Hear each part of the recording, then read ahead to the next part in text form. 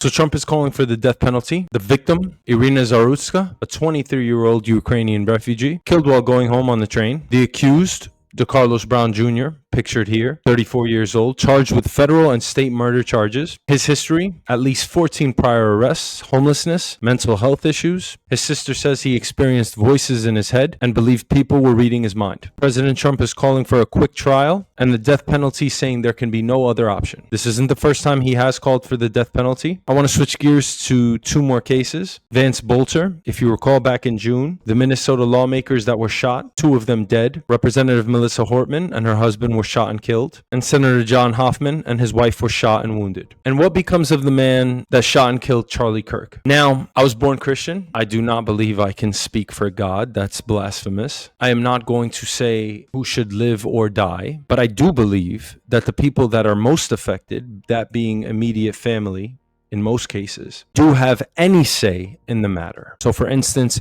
if Charlie Kirk's wife came out and says she wants the death penalty, she has every right to say that. And no one, in my opinion, can tell her otherwise. But what becomes of this man that is deranged, mentally ill? Are we supposed to just get him help? Or is this supposed to be an eye for an eye? A life was lost in a brutal attack. She had no idea this was coming. In this case, our system failed to serve as a deterrent. This man didn't think twice or thrice. He took out a knife and took her life. And there are going to be people on both sides of this argument, and I think they're both equally correct. On one hand, you took a life. Should you now be incarcerated for the rest of your life? Is that the penalty? Is that fair? If we go to scripture, it's an eye for an eye. You kill, you will be killed. You maim, you will be maimed. I can totally see that argument. We're not talking about children or adolescents committing heinous crimes. This man is 34 years old. Yes, he's mentally ill. Yes, he has a long track record of it. This woman no longer gets to live.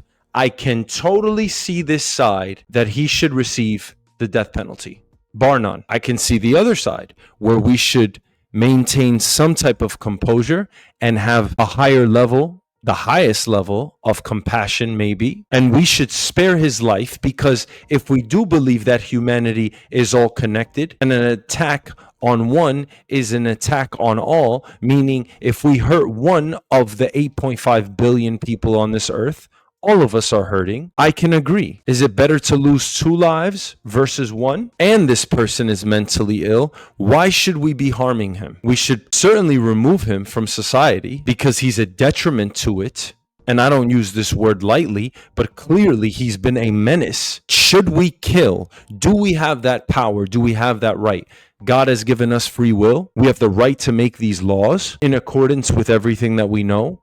All of the laws that have been written, scripture. There are multiple references as far as what culminates into our decision making. But the ultimate question is, does this man deserve to live? I'm afraid to even dip my toe into this argument, not because of the backlash. If they decide to kill him, I totally agree with it. I'm upset about this. I'm thinking about how a 23-year-old woman, a woman which is more defenseless than a man, was killed indiscriminately while she was just going home.